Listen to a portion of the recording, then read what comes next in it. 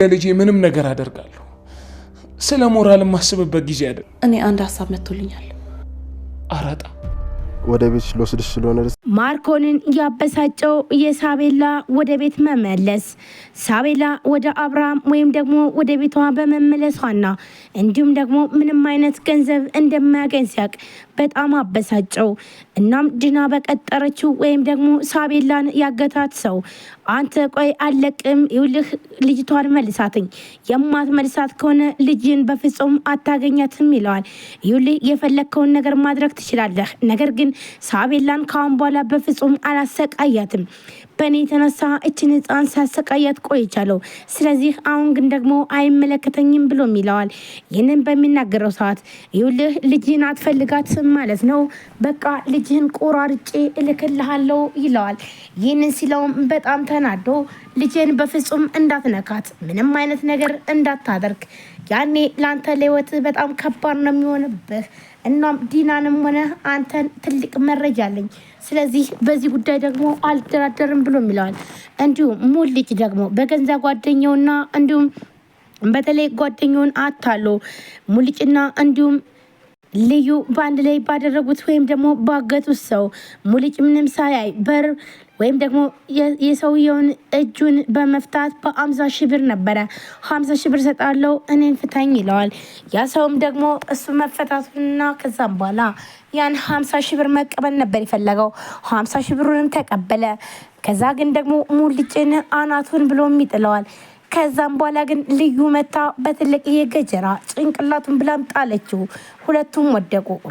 ሁለቱም ህይወታቸው አደጋ ውስጥ እንደሆነና እንዲሁም ደግሞ ሙልጭና እንዲሁም እየታገተው ሰው ራሳቸውን ስተውም ይወርቃሉ።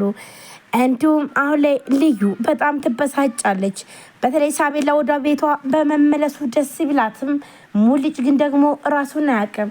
ይህን ደግሞ ለሳቤላ ወይም ደግሞ ለሷ ስላለ ለይሄን ሁሉ ያደረገው ለሷ ብሎ እንደሆነም ስትረዳ፣ ቆይ ግን ሙልጭን ከዚህ ችግር እንዴት አድርጌ ነው የማወጣው?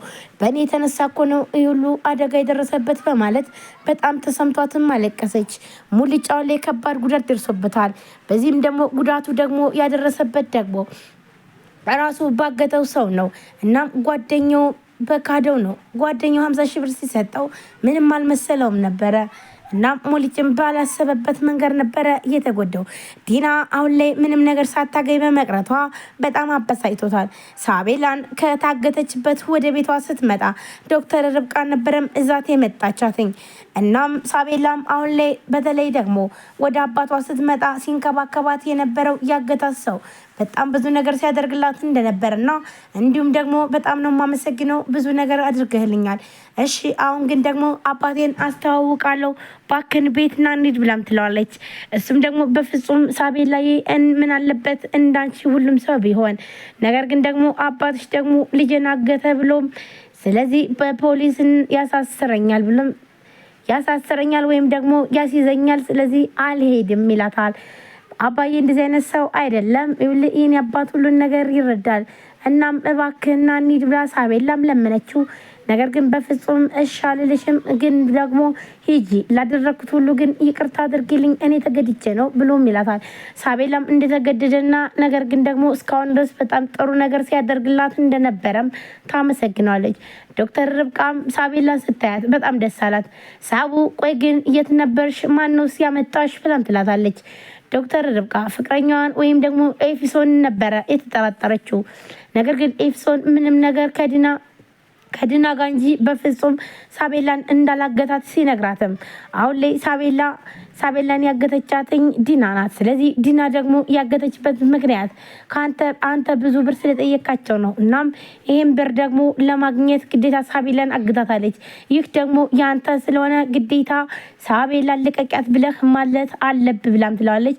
እሷም ደግሞ በቃ እሺ አሁን ለማንኛውም ሳቤላን እንድትለቃትኝ አደርጋለሁ ብሎም ቃል ገባላት። ሳቤላም ሁሉን ነገር ትታ አሁን ላይ በተለይ ደግሞ በሆነውና እንዲሁም ደግሞ እስካሁን ድረስ ሲሆን የነበረው ሳቤላ እንድትለቀቅ ያደረገችም ዶክተር ርብቃ ናት። እናም ዶክተር ርብቃ ሳቤላን ወደ ቤተሰብ ስትሄድ አብርሃም በጣም ነበር የደነገጠው። አብርሃም 1 ሚሊዮን ተብሎ ሳቤላን ማምጣት አቅቶት ነበረ። ብዙ ዋጋ ከፍላለሁ። በተለይ ደግሞ አራጣ በቤቱ ተበደር ብላም ዲና ስትለው ምንም ነገር አደርጋለሁ ብቻ ልጄ ትለቀቅልኝ እንጂ ልጄን የሚያስለቅቅ ወይም ደግሞ የሚያስፈታ ይሆንልኝ እንጂ ምንም ነገር ይሁን እንኳን አራጣ አይደለም ሌላ ነገርም አደርጋለሁ ብሎ ስምምነቱን ተስማምቶ እናም ሁሉን ነገር ሊጀምር ሲል ግን ደግሞ በመሀል ነበረ ሳቤላ ወደ ቤት ሄደችው። ይህንን ስትሄድ ነበረ በጣም ዲና እየደነገጠችው። ዲና ምንም አይነት ገንዘብ ሳታገኝ በመቅረቷ በጣም ተናደደች፣ በጣም ተበሳጨች።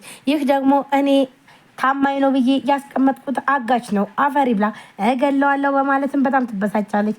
ነገር ግን ምንም ቢሆን ምንም አሁን ላይ ግን ሳቤላ አባቷ ጋር ተገናኝታለች። እንዲሁም አሁን ላይ በተለይ ደግሞ የማርዳ እህት ለማርኮን ከባድ ማስጠንቀቂያ ሰጥተዋለች። አሁን ላይ የአብርሃምን ሀብት ንብረት ካላመጣህ አንተን በብዙ ነገር እጎዳለሁ ትለዋለች።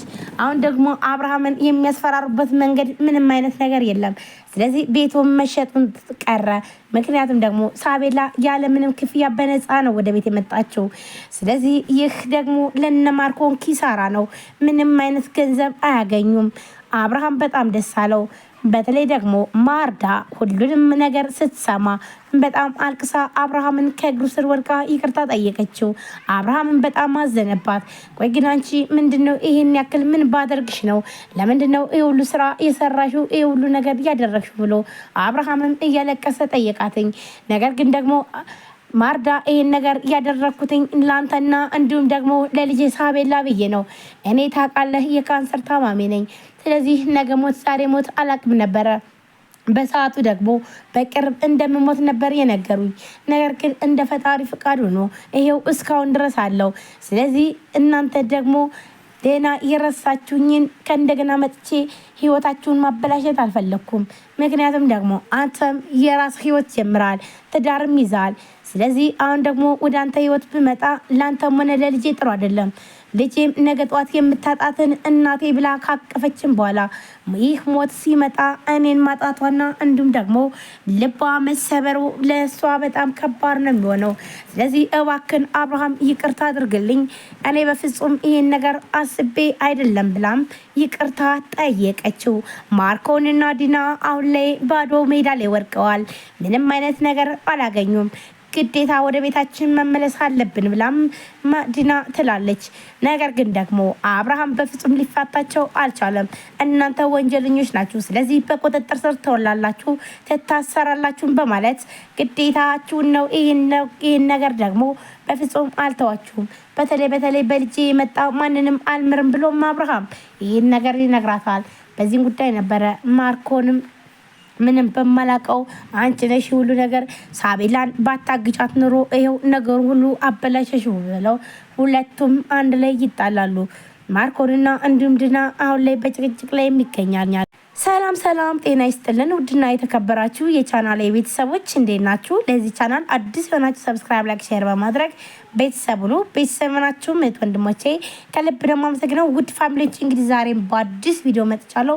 ቪዲዮ ላይክ፣ ሼር፣ ሰብስክራይብ በማድረግ ቤተሰብ ሁሉ ሁላችሁም ወዳጅ ፍቅራ ስለምትከታተሉኝ ከልብ ነው የማመሰግነው። ውድ ፋሚሊዎች እንግዲህ ቻናሌ በጣም እየቀዘቀዘብኝ ነውና እባካችሁን ፕሊዝ ላይክ ሼር ያደርጋችሁ አበረታቶኝ። እናንተ ላይክ ስታደርጉ ሼር ስታደርጉልኝ ዩቲዩብ ሼር ያደርግልኛል። በዛን ሰዓት ለሰዎች ሁሉ ተደራሽነት ያገኛል ቻናሉ ማለት ነው።